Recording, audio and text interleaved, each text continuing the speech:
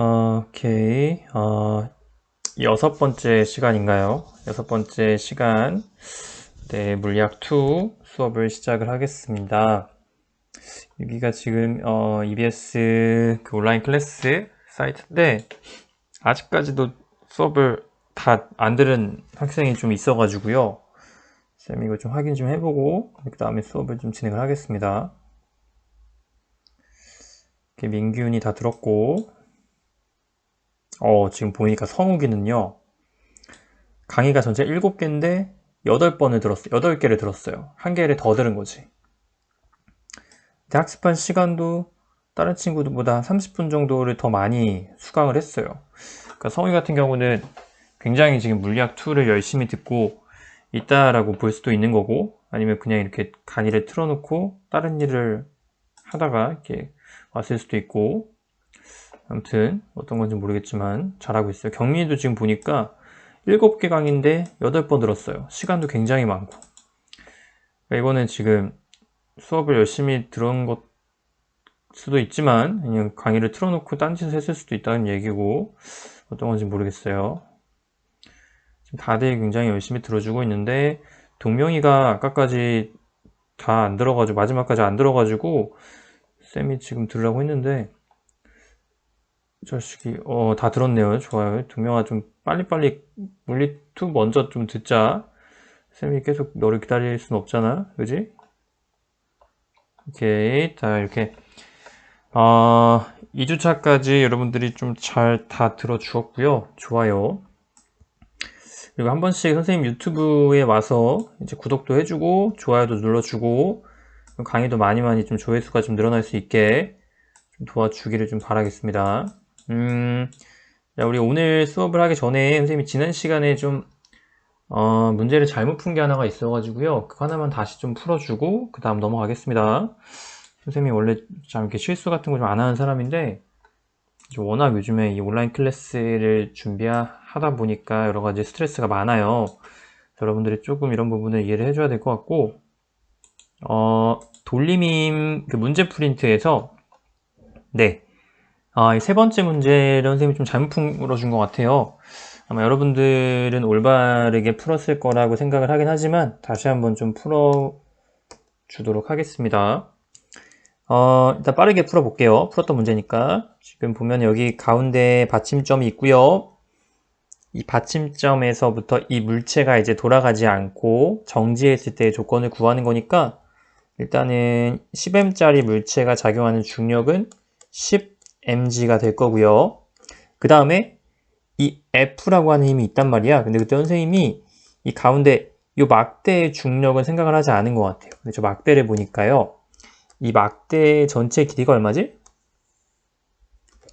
L, 2L, 6L, L이니까 다 더해주면은 10L이에요. 그러면 이 모든 물체의 중력은, 균이라는 물체의 경우에는 그 물체의 중심의 중력이 작용하게 되는 건데요.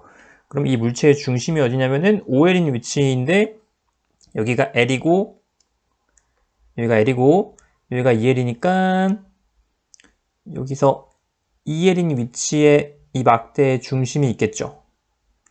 이게 2L. 그러면은 이때 이 막대의 중력이 mg란 말이에요. 그죠? 맞죠? 그런다고 했을 때 한번 이 돌림임의 평형을 한번 계산을 해볼게요. 그러면은 이 10mg는 이 막대를 돌리는 방향이 시계 방향이야, 반시계 방향이야?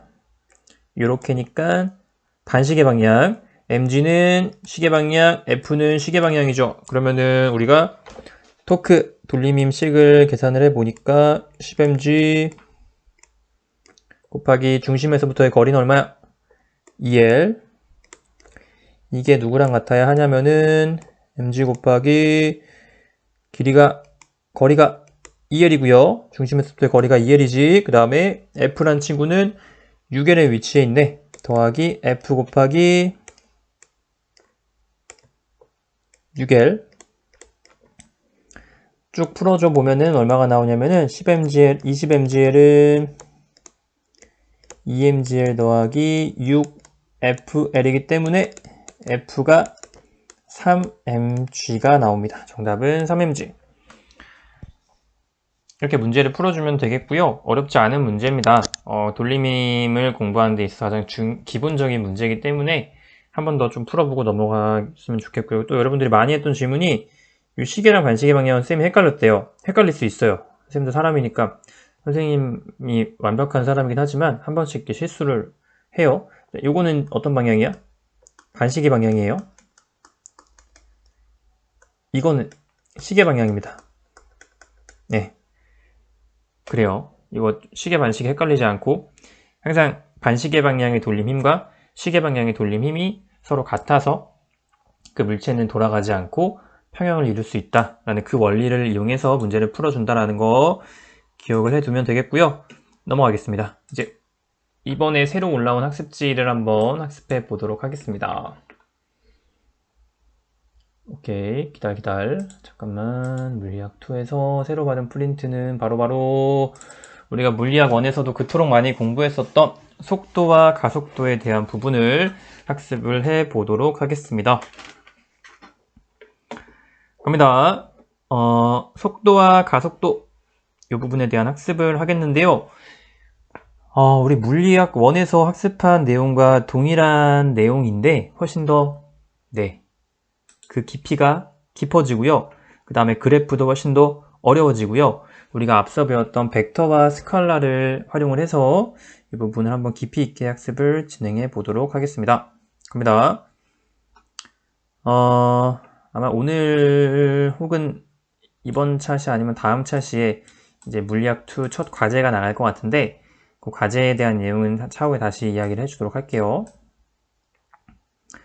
갑니다. 좀 더 확대해서 오케이. 네. 속도와 가속도, 우리 변이라고 하는 개념을 이전에 배운 적이 있습니다. 변이는 뭐냐면은 물체의 위치의 변화량, 변화된 위치이기 때문에 위치의 변화량을 나타내는 그런 물리량이 되겠고요. 이 변이는 벡터일까요? 스칼라일까요? 당연히 이 친구는 그때 뭐라고 했냐면 선생님이 벡터라고 하는 개념이라고 했습니다. 크기뿐만이 아니고 방향성도 가지는 그러한 물리량이기 때문에 벡터에 속하는 거예요. 보겠습니다. 위치 벡터, 물체의 위치를 나타내는 벡터다라고 나와 있는데요. 이 변이라고 하는 것은요, 우리가 위치 벡터를 통해서 이 그래프에 표현을 해주게 됩니다. 오른쪽에 있는 그림을 한번 자세히 보겠습니다.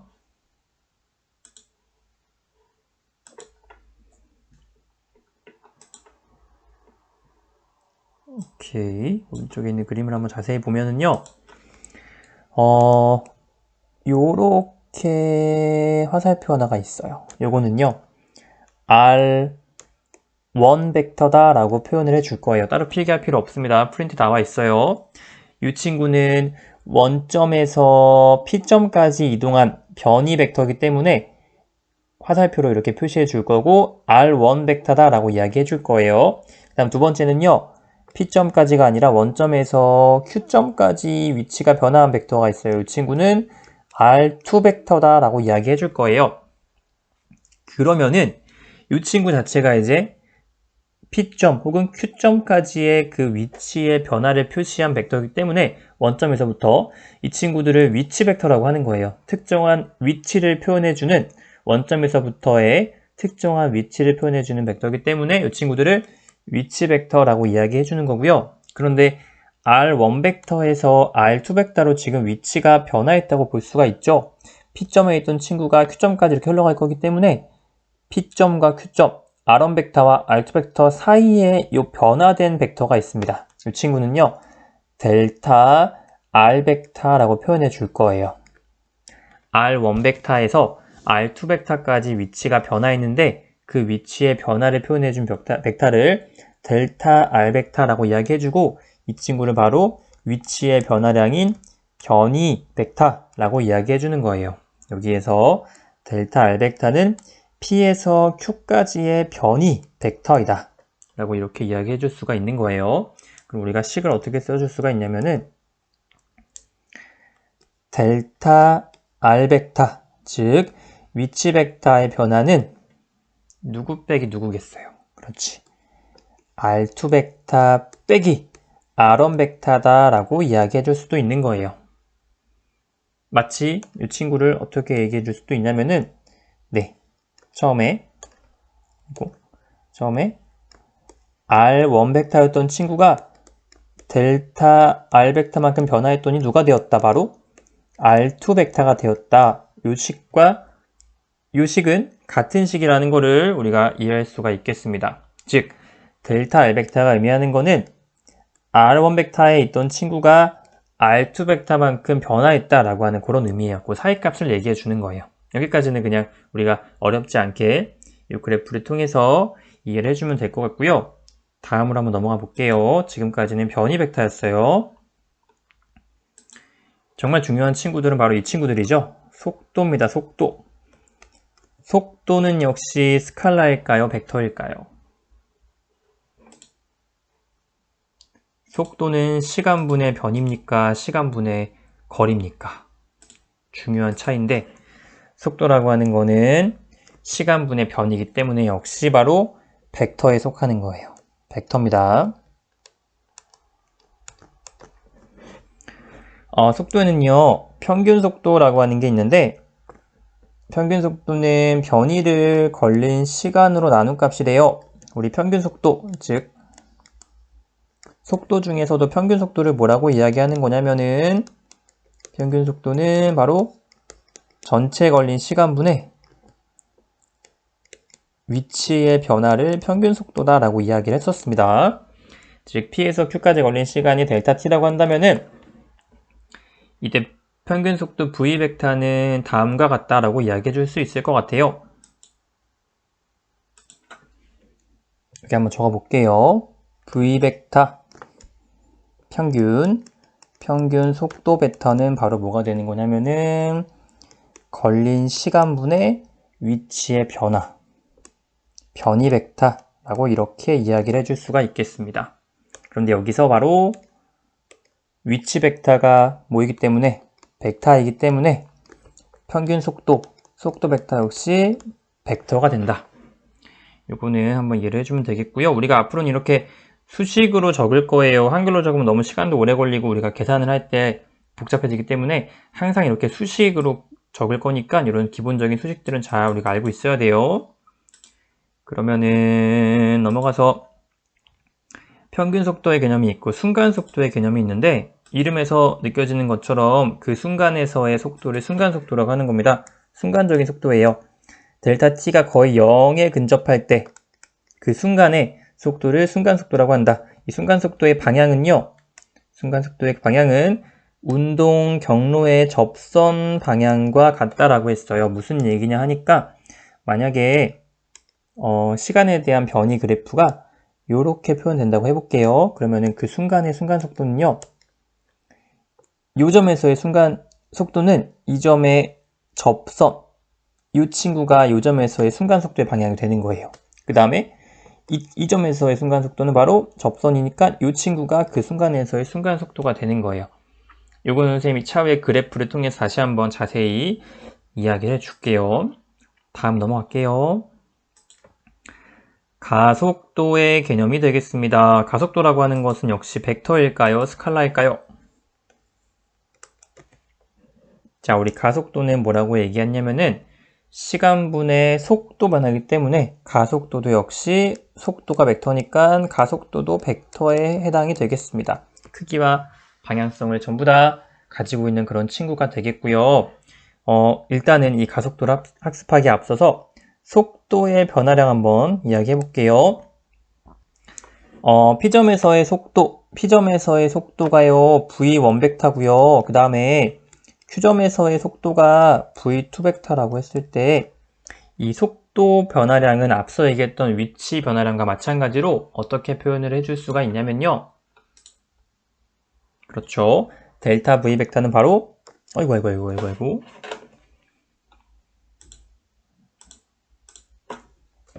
델타 V 벡터는 V2 벡터 빼기 V1 벡터라고 이야기해 줄 수가 있습니다.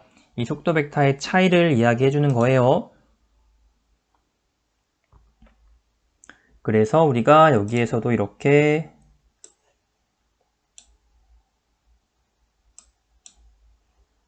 이야기해 줄 수가 있는데, 잠깐만요. 지금 펜이 어디 갔지? 델타 V 벡터는 오케이.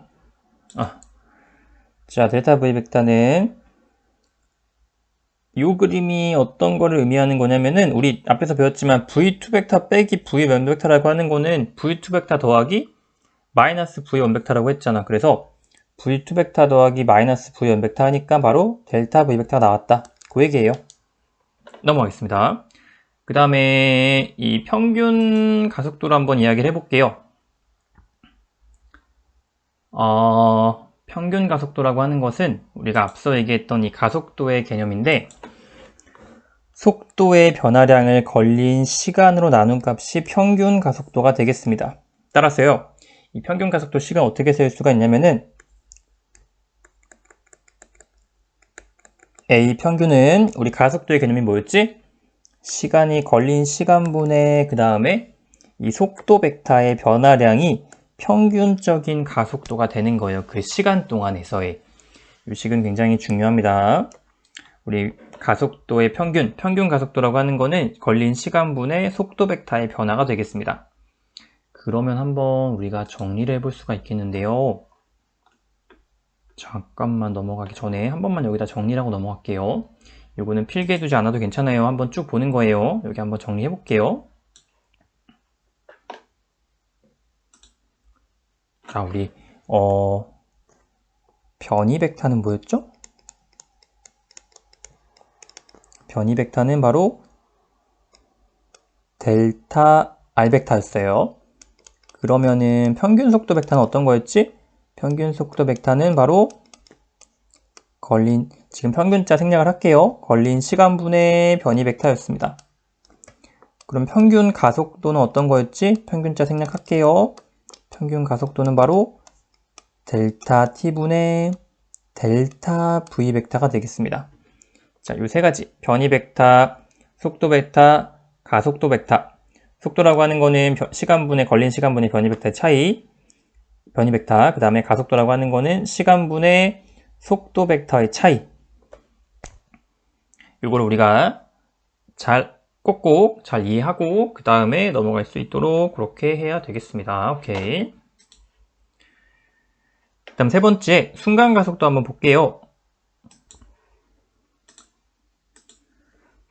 순간 가속도는 앞서 배웠던 순간 속도와 같은 그러한 개념 중에 하나인데, 순간 가속도는요, 시간 간격 델타 t가 거의 0일 때 그 순간에서의 가속도를 순간 가속도라고 하는 거예요.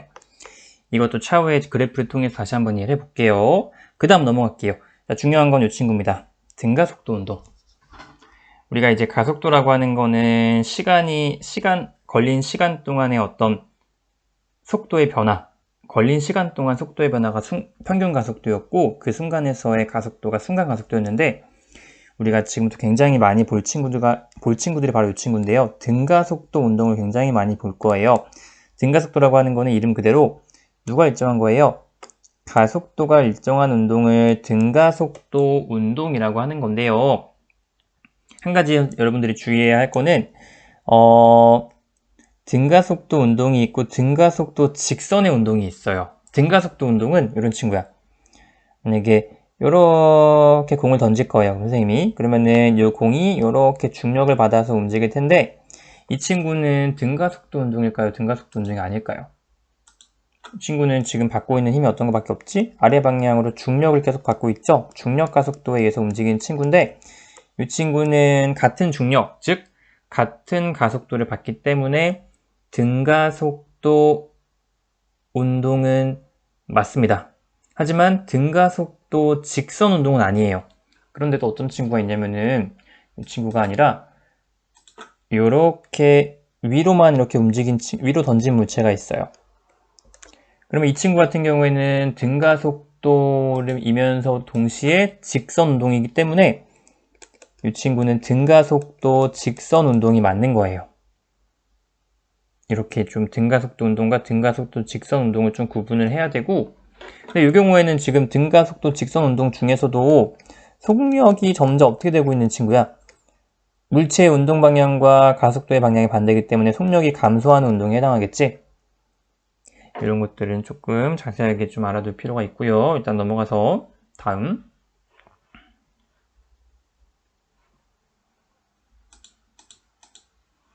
아이고. 오케이, 넘어가세요. 보겠습니다. 일단 등가속도 운동은요, 속도가 일정하게 증가하거나 감소하는 운동입니다. 속도가 일정하게 증가하거나 감소하는 운동이고요. 특히나 이 등가속도 운동 중에서 등가속도 직선 운동하는 이 친구들에 대한 공식이 있는데, 이거는 선생님이 물리학 원할 때도 굉장히 중요시했던 그런 개념인데요. 여러분들 기억을 하는지 모르겠어요. 그 세 가지 식이 있다라고 했었죠. V는 V0 더하기 AT 첫 번째 식, S는 V0T 더하기 2분의 1 AT제곱, V제곱 마이너스 V0의 제곱은 EAS. 이 식은 그냥 무조건 암기해서 자동으로 나오게 습관을 지금 들여놔야 돼요. 다시 한번 여러분들이 세 가지 식을 연습장에 쭉 적어보면서 이 세 식은 꼭꼭 암기할 수 있도록 하겠습니다. 제곱 마이너스 V0의 제곱은 EAS. 여기까지 세 가지 식. 자, 지금 잠깐 일시정지 시켜놓고요. 이 세 식을 10번 정도만 쭉 한번 적어볼게요. 자동으로 암기가 될 수 있게끔 한번 쭉 적어보겠습니다. 그런데 이 식은요, 등가속도 운동 중에서도 등가속도 직선에 대한 운동을 할 때만 통용이 되는 그런 식이에요. 여러분들이 지금 프린트에다가 한번 이 식을 쭉 적어 놓고 한번 꼭 암기를 하겠습니다. 다음 넘어갈게요. 그리고 좀만 좀 줄이고,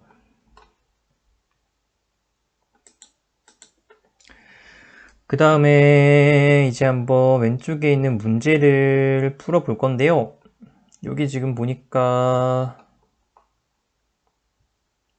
네, 왼쪽 위에 1번 문제 한번 풀어볼게요. 물체의 위치 변화는 변이라고 이야기하는 것이고, 시간에 대한 물체의 위치 변화는 평균 속도, 시간에 대한 물체의 속도 변화는 평균 가속도라고 이야기를 해주는 겁니다. 적어주시고요.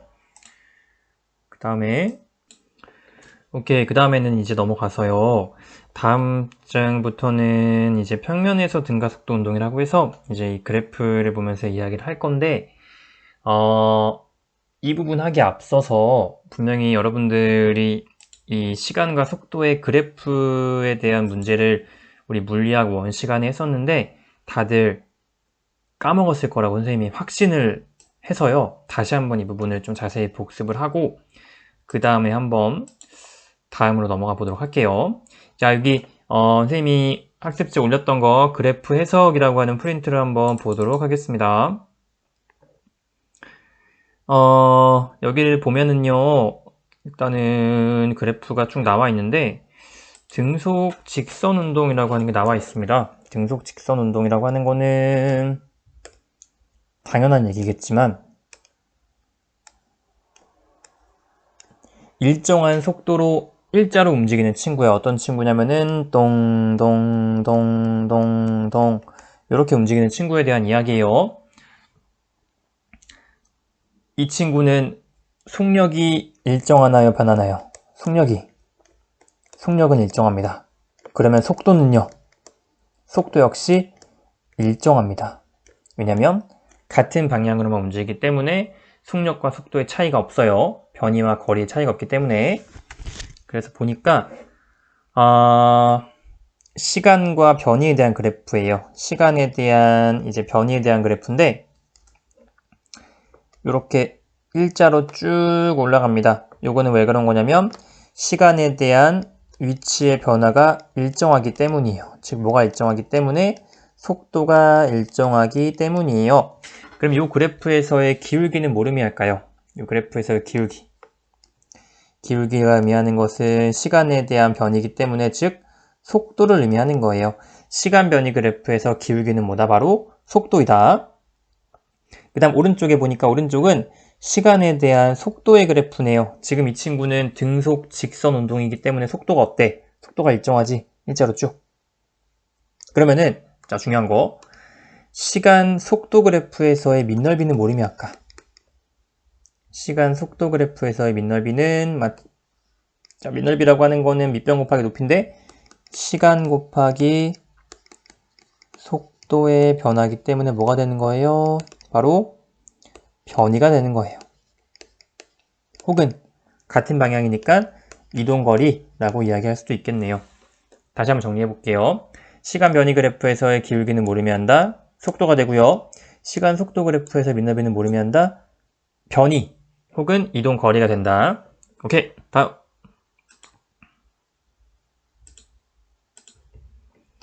그 아래를 보면은 이제 등가속도 직선 운동이 나와 있는데 가보겠습니다. 한번 가볼게요. 자, 우리가 지금 앞으로 이 등가속도 직선 운동에 대한 이야기를 계속해서 할 건데 너무나 중요합니다. 이건 이제 그래프로도 보고 수식으로도 보고 굉장히 지겹도록 계속해서 볼 친구야. 잘 한번 볼게요. 일단은 시간에 대한 변이 그래프가요.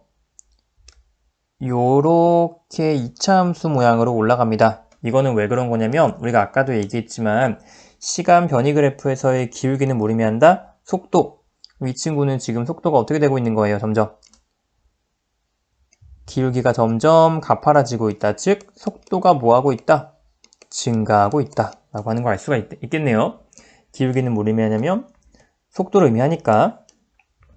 그럼 오른쪽 그래프 한번 넘어와 볼게요. 오른쪽은 시간에 대한 속도 그래프인데요. 속도가 점점 증가하기 때문에 이렇게 그려주면 돼요. 원점에서 시작하지 않는 이유는 뭐지? 이 친구는 처음에 속도가 있는 친구예요. 원래 움직이던 친구가 점차 속도가 빨라지고 있는 거예요. 여기서 중요한 거는 아까 우리 시간 속도 그래프에서 넓이는 뭘 의미한다고 했죠? 넓이는 바로 이동 거리, 변이라고 했죠? 그러면 이 친구의 넓이를 구하려고 하다 보니까 좀 복잡할 것 같아요. 이 친구의 넓이는 우선적으로는 이 초록 색깔 넓이랑 그 다음에 여기 주황 색깔 넓이를 더해주면 되겠네요. 그럼 초록 색깔 한번 구해볼게요. 초록 색깔 넓이는 처음 속도가 v0고 시간 t까지 움직였으니까요. 사각형이니까 어떻게 하면 돼? v0 곱하기 t가 되고요. 더하기. 그 다음에 주황 색깔을 구하려고 해보니까 주황색은요. 일단은 높이가 얼마야? 높이는 여기다 한번 구해볼게. 높이는 v-v0가 높이가 되겠죠? 맞지? 그 다음에 밑변은 얼마가 돼요? 밑변은 t가 되겠네. 곱하기 뭐 해줘야 돼? 삼각형이니까. 곱하기 2분의 1 해주면 되겠죠. 그런데 여기서 지금 중요한 게 우리 아까 가속도라고 하는 게 어떤 개념이었지? 가속도라고 하는 거는 걸린 시간분의 속도의 차이라고 했잖아요. 그럼 여기에 집어넣으면 어떻게 될까? 여기에 집어넣어 보니까 2분의 1에 A, 여기서 지금 델타는 생략을 할게요. 걸린 시간인 거 다 아니까. 2분의 A에 T의 제곱이 되는 거죠. 그래서 V0T 더하기 2분의 1 AT의 제곱이 바로 등가속도 직선 운동에서 이동한 변이에 해당하는 식이 되는 거예요. 이거 우리 앞서 외웠던 거 기억나지? S는 V0T 더하기 2분의 1 AT 제곱. 됐습니다. 그 다음에 오른쪽. 지금 이 친구는 등가속도 직선 운동이기 때문에 가속도가 이렇게 일정해요. A가 일정해. 그러면은 밑넓이는 모름이 아까 밑넓이라고 하는 거는 AT인데 이거는 뭐가 되는 거야? 가속도라고 하는 게 위에서 봤듯이 시간분의 속도의 차이이기 때문에 이게 바로 v-v0가 되는 거죠. 즉 속도의 차이가 되는 겁니다. 그래서 델타 v는 at가 되는 거예요. 그럼 우리가 어떻게 쓸 수가 있어요? 이 식은 v는 v0 더하기 at, 우리가 앞서 외웠던 첫 번째 식. 그리고 두 번째 식. 이 두 개의 식을 t에 대해서 소거해주면 앞서 외웠던 세 번째 식이 나오는 거예요. 굉장히 지금 여러 가지로 복잡할 수가 있는데요. 정리해 볼게요. 정리해주면은 간단합니다. 등가속도 직선 운동에 대한 식을 할 때 등가속도 직선 운동에 대한 식 세 가지 어떤 게 있냐면 첫 번째는 V는 V0 더하기 AT 두 번째 식 S는 V0T 더하기 2분의 1 AT의 제곱 그 다음 세 번째 식 이 두 개의 식의 T에 대해 소거해 보니까 V-V0의 제곱은 뭐가 된다? 2AS가 된다. 자, 여기 세 개의 식을 반드시 다시 한번 외워두고 그 다음에 여러분들이 지금 이 그래프를 통해서 다시 한번 이해해보고 그 다음에 넘어가도록 하겠습니다. 자, 일단 우리 여기까지 하고요. 여기까지 하고 오늘 좀 어려운 개념 많이 배웠는데 여기까지 하고요. 그 다음에 여러분들이 숙제로 해야 될 거는 다음 차시를 학습하기 전에 뒷장에 나와 있는 이 그래프 문제가 나와 있습니다. 이 그래프 문제를요. 변이에 대한 그래프가 나와 있는데 이거를 시간에 대한 속도와 시간에 대한 가속도로 한번 직접 바꿔보는 그런 걸 연습을 남은 시간 동안 한번 해보도록 하겠습니다. 오케이, 자 여기까지 수업 마치겠고요. 네, 이번 차시 고생 많았습니다. 다음 차시에서 만나요.